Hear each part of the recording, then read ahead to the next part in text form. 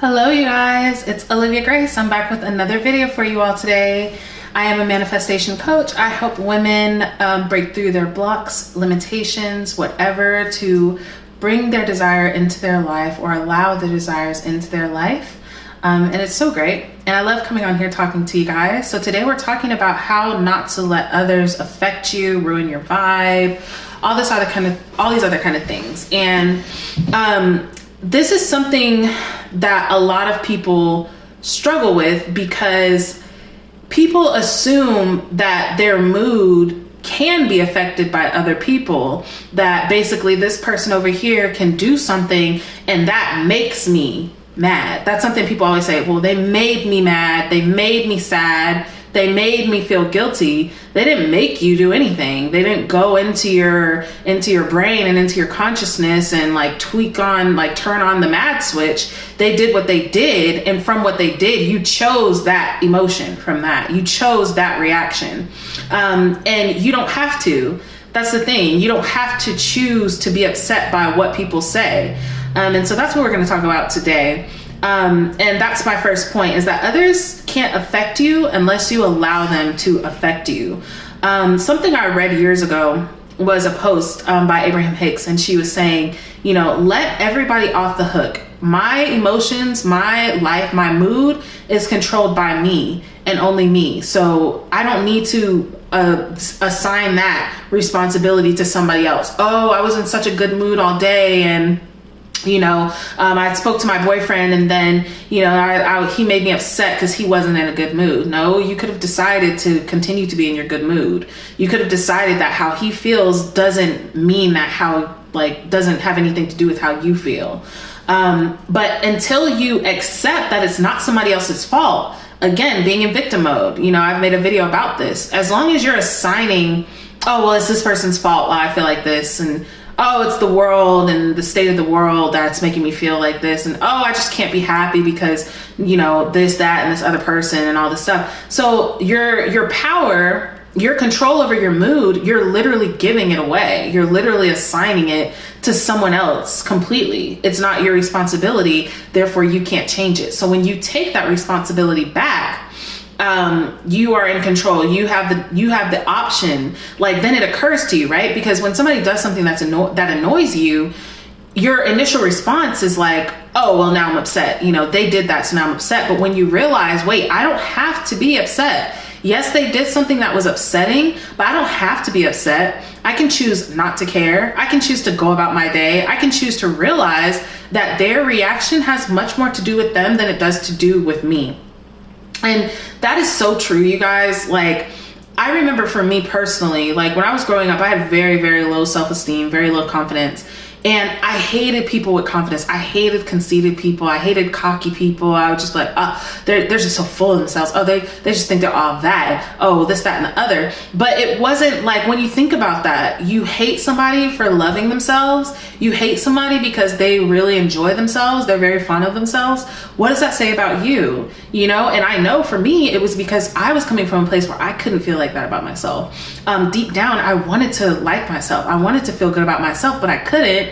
Or I felt like I couldn't. So instead I projected that onto, oh, well, I don't like people that are cocky. I don't like people that are conceited. And so a lot of people are afraid to lift themselves up. A lot of people are afraid to say, yeah, I look good. Yeah, I deserve these things. Yeah, because, oh, but what if everybody else doesn't agree with me? What if people, say that I think I'm all that? What if people say that I'm conceited or I'm cocky? And being on both sides, you guys, I wouldn't say that I'm conceited or cocky, but I'm definitely confident in myself. I like who I am. I like the way that I look. I love myself. And coming from a place where I used to hate how I looked and hated who I am and hated everything about myself, I'd rather be, looked at as cocky or conceited, or people look at me and feel some type of way about me, than for me to be feeling some type of way about myself all the time. I've been on both sides. It's way better to love yourself. But you can't do that when you're worried about, oh, well, what are people going to say, or what are they going to think? Everything they're thinking and saying has everything to do with them. It has nothing to do with you. It's nothing for you to worry yourself about or wonder what they're thinking. It's everything that they have going on within themselves that they're trying to project onto you. All right. So that kind of brings me to my next point, which is to value yourself. when you, not value yourself, know yourself. So this is something that I use like with my clients. If you are, let's say you're a really tall person, right? Let's say you're like 6'5", and somebody comes up to you and they're like, starts making short jokes about you. Like, oh, you're so short. Oh, you're ugly. Oh, you're short. Oh, blah, blah, blah, whatever. Would you, as a 6'5" person, would you be like, dang, like, I am short. Oh, they said I'm short. They're making fun of me. My feelings are hurt. Would you feel like that? No, you wouldn't. You wouldn't care, because you know yourself. You can look in the mirror and be like, but wait, I'm 6'5". I'm like really tall. It doesn't matter what other people are saying. It doesn't matter if people agree or they don't agree. I know that I'm tall, you know? So that's how you need to know yourself, right? Like if you are, let's keep the confidence thing going, since I'm talking about that kind of, you know, when you become confident, you start loving yourself, and, you know, you compliment yourself, and you maybe say to a friend, oh my gosh, like I feel really good. I feel like I look really good in this outfit. I feel really confident.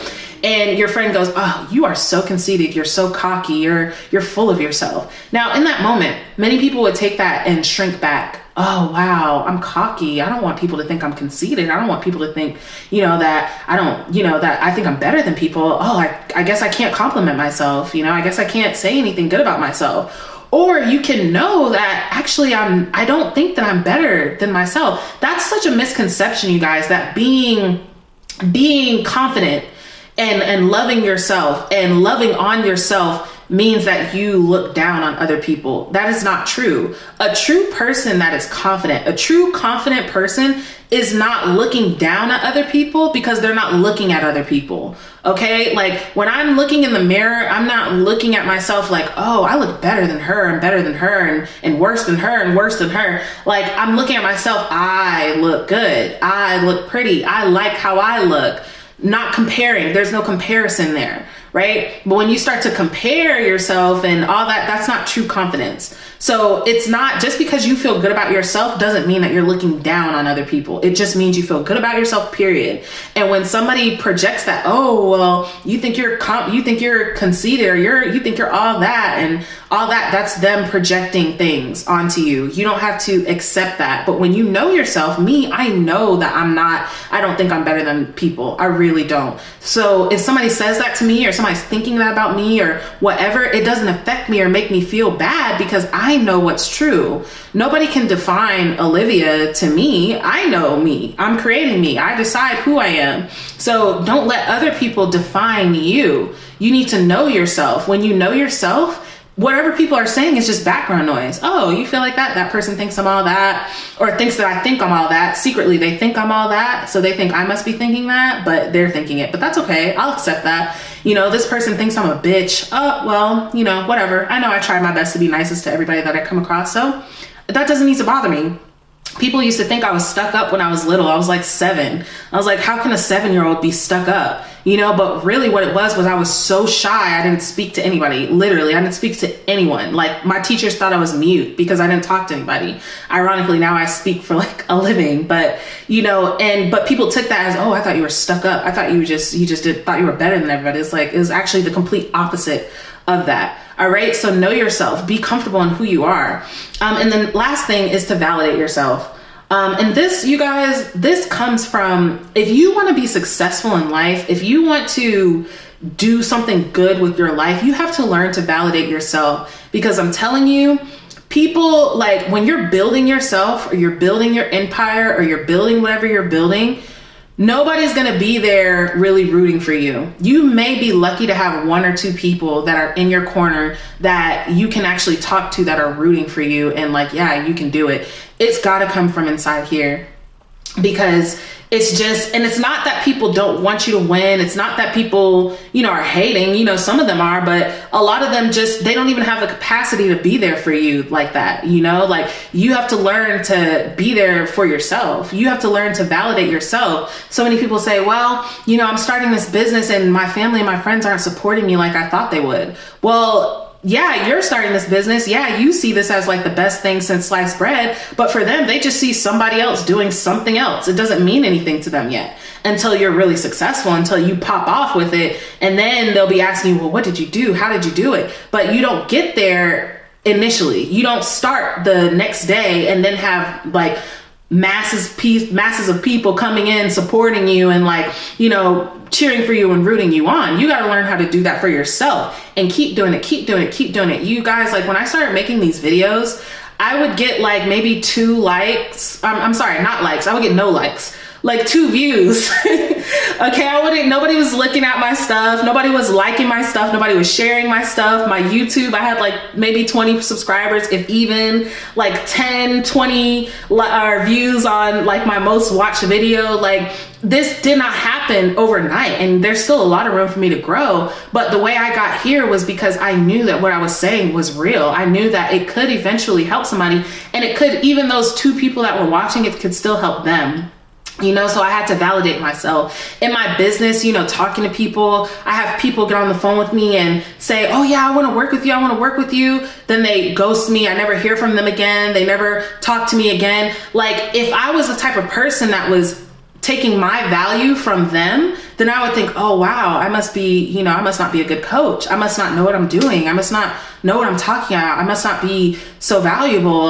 They don't see my value, so I must not be valuable. No, you know, I have to know my value. I have to know that there are people that are going to see my value as long as I see my value. If somebody is missing you, or somebody's dodging you, ghosting you, or somebody is, you know, like not being present in your life, or not giving you that support that you feel like you deserve in your life, they're not for you, period. They're not supposed to be there. We take rejection as rejection, but it's a redirection. It's moving you around to where you need to get to. It's taking you from, okay, you feel like you're supposed to be here, but really this is where you need to be. You feel like this is who you should be dealing with, but really here's who you should be dealing with. All right, you guys, so you got to be able to validate yourself. You got to be able to look in the mirror and be your own cheerleader, especially when you're trying to build something, you guys, because it's just not going to come from other places. And I'll tell you this too, even when you become successful, almost, I won't say even less, but people are reluctant to be proud of you, because like I said, it has to do with them. They're looking at their lives like, wow, well,